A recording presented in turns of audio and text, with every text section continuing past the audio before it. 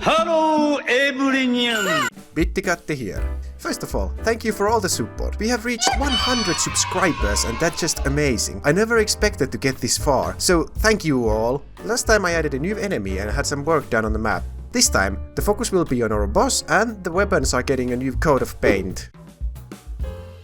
First, we needed to plan our boss. We already had Templar-like knights, so the logical choice for our boss was the Baphomet. Friends can call her Baphy. It's a reference to the Knights Templar and Doom 2. Attacks were the next thing we designed. Baphy fires projectiles at the player like any other enemy, but she can also create AoE attacks in the shape of pentagrams, and last but not least, she can also spawn knights. Just like the last boss of Doom 2, I started the development by using the sprite editor again and cutting the sprites and setting the animation states. This is kinda easy now that I have done it so many times already. After that, I started to work on her projectile attack. I used the basic knight as a template again and modified the code to fit my new purpose. At first, I had a problem where Baphy didn't get a reference to the player, and to this day I'm not sure why she didn't get it. I fixed it in a pretty stupid way, but it works for now and it's fine for the scope. After setting up some timers and fixing that little issue with getting the player, our boss was finally able to fire projectiles at the player. Now it's time for the AoE attack. With AoE attack, I decided to try to get the player position and spawn a raycast that points downwards from the player position and spawns a decal or a debug box when it hits the ground. And it didn't work. Why? Because I used physics ray query parameter 3d.create. It didn't have all the functions I needed, and after fighting with it for an hour, I just decided to try something else. Instead of spawning a raycast, I just added one to the Baphy scene and made it follow the player position. And this time, it actually worked. Well, kinda. It spawns the cube at the raycast position and not where the raycast hits. So I switched the spawn position to the raycast hit position, and like always, it's a bit broken. Now the cube has the old position of the player and the position doesn't update correctly and the cubes don't spawn to the correct normal orientation. So to fix this, I can just use the code from the decal spawner, and to my surprise, it works.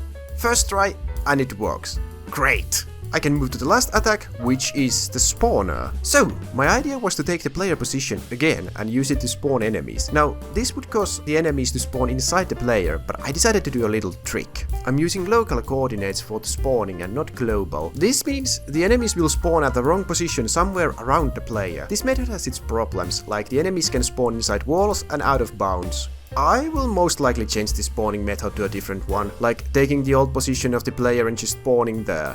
That would ensure that the enemies would always be on the map. While making this video, I realized that taking the old position is most likely the superior way to do it. Maybe I'll fix it for the next video. After that, I just limited the amount of spawned enemies to 5 so she wouldn't spawn the whole map.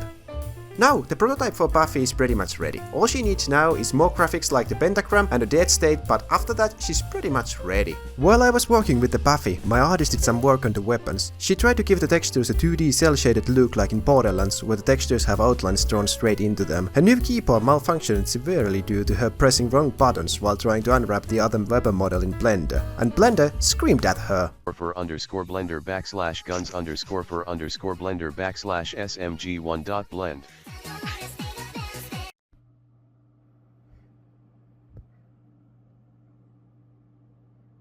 Now the weapon is starting to look like a weapon, and it really adds to the game feel. Once more, thank you for the support, and I hope to see you all in the next video too. If you like this kind of stuff, please like and subscribe. Thank you for watching.